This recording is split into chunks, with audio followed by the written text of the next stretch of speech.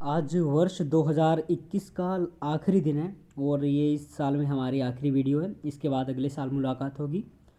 तो ये साल आप सभी के लिए, किसी के लिए अच्छा रहा, किसी के लिए बुरा रहा होगा। तो हर तरह के एक्सपीरियंस हर अलग अलग इंसान को होते हैं। लेकिन देखिए, आज के इस वीडियो में हम कुछ अलग बात करने वाले हैं। तो सबसे पहले जान लेते हैं ईयर इन रिव्यू, यानी कि इस साल में क्या कुछ हुआ। तो इस साल में देखिए, junior Hindi translator, senior Hindi translator, junior translation officer और इस तरह के बहुत सारे हिंदी ऑफिसर, राजभाषा अधिकारी, बहुत सारे रिक्रूटमेंट आई। टोटल अगर बात करें तो लगभग आपकी 30-35 प्लस रिक्रूटमेंट होंगी और इतनी रिक्रूटमेंट आराम से आई है। ठीक है, तो इनके एग्ज़ाम जो हैं, कुछ के तो इसी साल में हो गए, 5-7 के, तो बाकियों के एग्ज़ाम्स आने वाले टाइम में, यानी कि अगले साल होने वाले हैं। तो आप अच्छी तरह से तैयार हो जाइए। और इस साल हालांकि बहुत सारी रिक्रूटमेंट ऐसी रही हैं, कुछ तो कॉन्ट्रेक्चुअल बेसिस पे आई हैं और कुछ आपकी यहाँ पे आप कह सकते हैं कि डेप्यूटेशन बेसिस पे बहुत सारी पोस्ट निकलती हैं और कुछ में एक्सपीरियंस मांगते हैं, तो कुछ डायरेक्ट रिक्रूटमेंट है, जैसे NHAI की हो गई और इसरो की 2 बार आई हैं रिक्रूटमेंट। ठीक है, इसरो के बाद में उससे पहले आई थी आपकी प्रेस काउंसिल ट्रांसलेटर की। और ऐसी ऐसी यानी कि छोटी छोटी 2-2 3-3 वैकेंसी की बहुत सारी रिक्रूटमेंट आती हैं।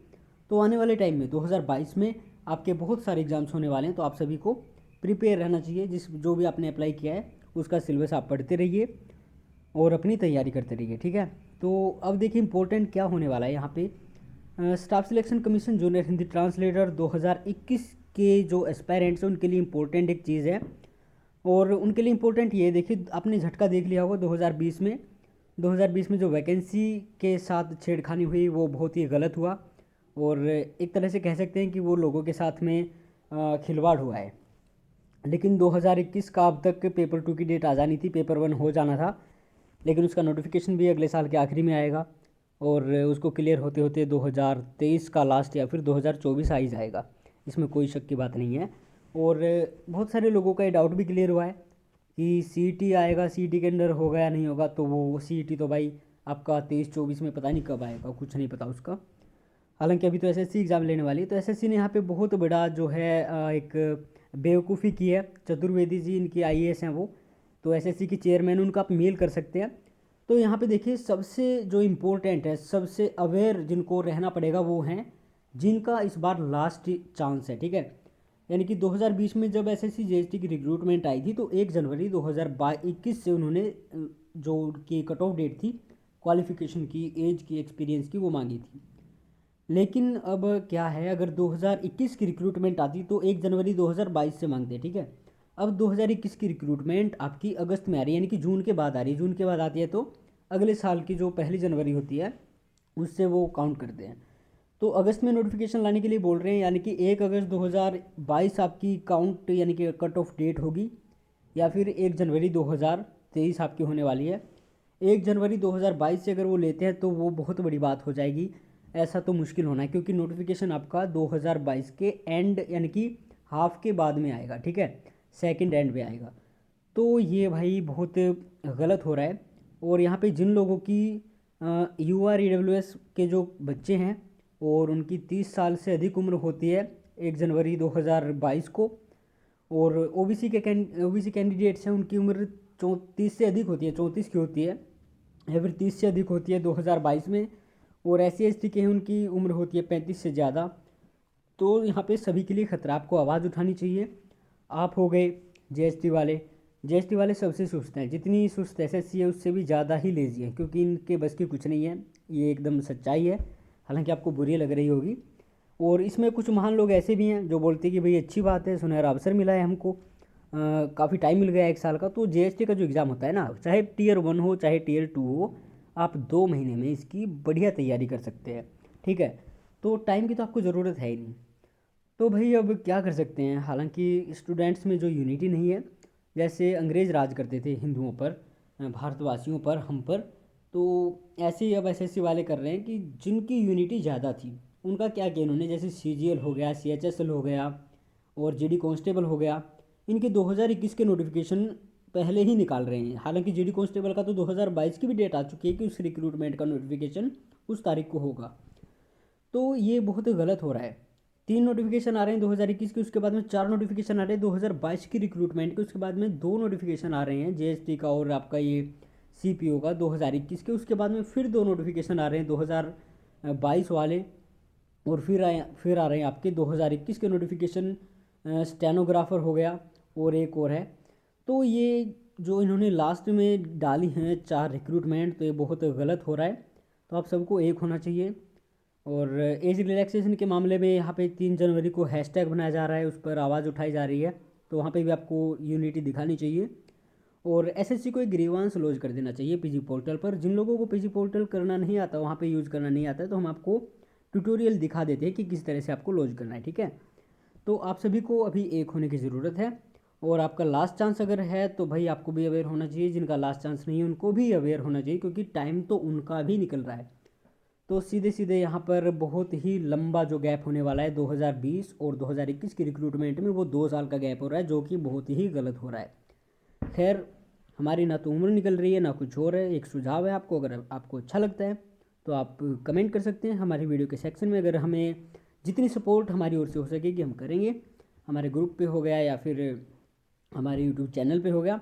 अदरवाइज़ भाई जिनकी उम्र निकल रही है उनको तो अवेयर होना ही पड़ेगा, और जिनकी नहीं निकल रही है उनको भी अपना एग्ज़ाम जल्दी से करा लेना चाहिए, क्योंकि ज्वाइनिंग आपकी 2023 के एंड या फिर 2024 में होगी। तो चलिए एक बार आपको दिखा देते हैं कि पीजी पोर्टल पर कैसे ग्रीवांस डालते हैं। आप एसएससी चेयरमैन को, चतुर्वेदी जी को, आईएएस को, जो इतनी आईएएस वाला तो भाई इतना इंटेलिजेंट होता है और राजनीति वाले मुद्दों को ख़त्म करता है, लेकिन ये तो भाई बढ़िया से बढ़िया राजनीति खेल रहे हैं। जिनकी यूनिटी थी, जिनमें ज़्यादा संख्या थी, उनको पहले नोटिफिकेशन दे रहे हैं, बाकी जो छोटे मोटे जिनमें यूनिटी नहीं है उनका बाद में दे रहे हैं। तो उनको आप मेल कर सकते हैं और पीजी पोर्टल पर आप ग्रीवांस लॉन्च कर दीजिए। क्या हो सकता है कि आपका थोड़ी बहुत सुनवाई हो जाए। तो इसी के साथ चलिए इस वीडियो का एंड करते हैं, लेकिन उससे पहले आपको दिखा देते हैं कि किस तरह से आप पीजी पोर्टल पर अपनी रिक्वेस्ट या फिर कंप्लेंट रजिस्टर कर सकते हैं।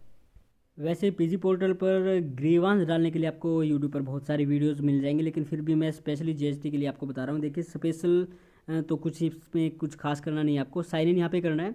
तो अगर आपने अकाउंट बना रखा है तो अच्छी बात है, अदरवाइज अकाउंट बना लीजिए। यहाँ पे click here to sign up करोगे तो आपको नीचे यहाँ पे डिटेल डालनी पड़ेंगी, अपनी नाम वगैरह, और एक्स सर्विसमैन है यस नो करना है और सबमिट कर देना। तो आपको अपना यूज़र नेम और अकाउंट का जो पासवर्ड है वो बनाना पड़ेगा। उसके बाद में आप यहाँ पे साइन इन करेंगे, और ये वेबसाइट दोनों में, इंग्लिश में भी है, हिंदी में भी है, ठीक है। तो आप किसी में भी भाषा में भी यूज़ कर सकते हो। उसके बाद में अपना मोबाइल नंबर, ईमेल आईडी या फिर यूज़र नेम और पासवर्ड के साथ आप यहाँ पे लॉगिन कर सकते हैं। तो अब यहाँ पे देखिए कैप्चा कोड डाल देते हैं, उसके बाद में आपको दिखाते हैं आगे आपको किस तरह से ग्रीवांस जो है लॉन्च करना है। इसमें कुछ भेद मंत्र नहीं पढ़ने हैं। बहुत सारे कैंडिडेट से डरते हैं कि मुझे आता नहीं है, ये वो है, तो ऐसी कुछ बात यहाँ पे नहीं है। देखिए, सबसे ज़रूरी बात है जो यहाँ पे आपका कोई पैसा नहीं लगता है, ठीक है। तो आप यहाँ पे जाएंगे लॉन्च पब्लिक ग्रीवांस नंबर 1 पे, यह यूजर डैशबोर्ड के नीचे, और यहाँ पे आरटीआई के मैटर हैं। जिस तरह कई सारे बच्चे बोल रहे हैं कि आरटीआई लगा दो कि जल्दी एग्ज़ाम कराओ, लेकिन आरटीआई केवल आपको बता देते हैं इन्फॉर्मेशन लेने के लिए होती है, कंप्लेंट के लिए नहीं।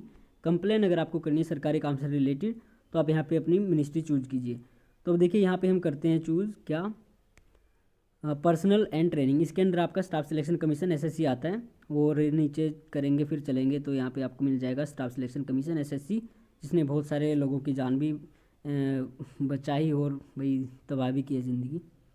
और नीचे फिर शेड्यूल ऑफ एग्ज़ाम, और फिर कैटेगरी आएगी आपकी कैलेंडर ऑफ एग्ज़ाम, और फिर आपको अपना नाम लिखना है, रजिस्ट्रेशन नंबर जो आपका एसएससी का रजिस्ट्रेशन नंबर है, और नेम ऑफ एग्ज़ाम में आपका आ जाएगा जूनियर हिंदी ट्रांसलेटर यहाँ पे ये, और ईयर ऑफ एग्ज़ाम 2021 लिखेंगे। रोल नंबर आपको लिखने की ज़रूरत नहीं है।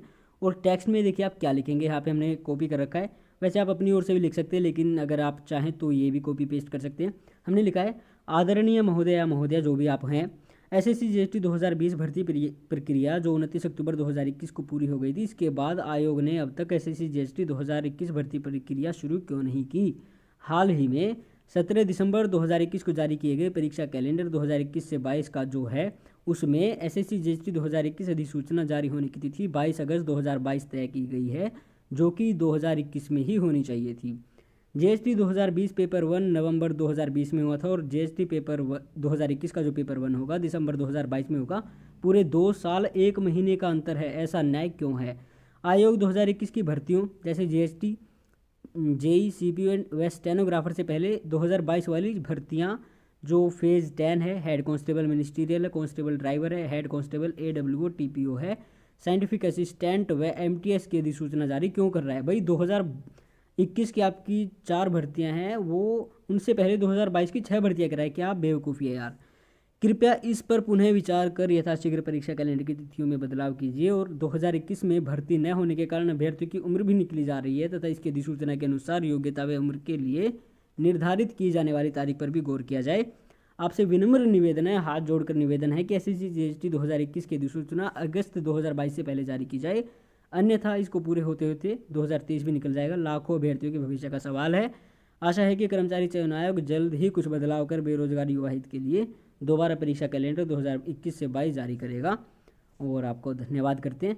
वैसे आप अपनी ओर से भी कुछ ऐड कर सकते हैं। हमने, अगर आपको ये ठीक लगता है, इसमें थोड़ा बहुत एडिट करके आप इसको भी पेस्ट कर सकते हैं। यहाँ पे हम इसको अपनी वीडियो के डिस्क्रिप्शन में डाल देंगे। अटैच फाइल अगर आपको कोई कैलेंडर वगैरह की हाईलाइट करके लगानी है तो वो लगा सकते हैं। और उसके बाद में नेक्स्ट वैक्स जाएंगे तो आपका यहाँ पे फटाक से काम हो जाएगा। ठीक है, तो इतना काम है यहाँ पे DOPT का, PG पोर्टल का। तो भाई यही है, अगर आपकी वैकेंसी जल्दी आती है, नोटिफिकेशन जल्दी आता है तो आपकी एज भी बचेगी और फटाक से आप लग भी जाएंगे। अदरवाइज 1 साल के बाद क्या होता है भाई, 2022-23 तो निकल ही जाएगा, 23 में आपके पेपर निकल जाएंगे, 24 में आपको कहीं जाके ज्वाइनिंग मिलेगी, अगर वो लास्ट में वैकेंसी घटाने वाली बेवकूफ़ी नहीं की तो। चलिए, इसी के साथ 2021 का भी अंत होने वाला है और हमारी वीडियो भी पूरी होने वाली है। तो 2021 में दुख सुख बहुत कुछ आया और खैर जो भी है, हर किसी का अलग एक्सपीरियंस है, किसी के लिए लकी था तो किसी के लिए अनलकी था। खैर टाइम तो चलता ही रहता है और अच्छा बुरा टाइम हर वक्त मतलब ऐसे ही मिक्स है, क्या बोलें। चलिए ठीक है, ऑल द बेस्ट आप सभी को। और ये काम आप ज़रूर कर लेना, अगर आपकी लास्ट उम्र जिनकी नहीं है वो भी कर लेना भाई, क्योंकि आपके साथ भी आने वाले टाइम में ऐसा ही हो सकता है। जो 28-29 साल के, खैर जो 23-24 साल का है उसको भी ये कदम उठाने चाहिए। अच्छी बात है अगर आप अपना ही अधिकार मांगते हैं तो। और इसी के साथ हम आपसे फिर, चलिए फिर कभी मुलाकात होगी अगले साल 2022 में।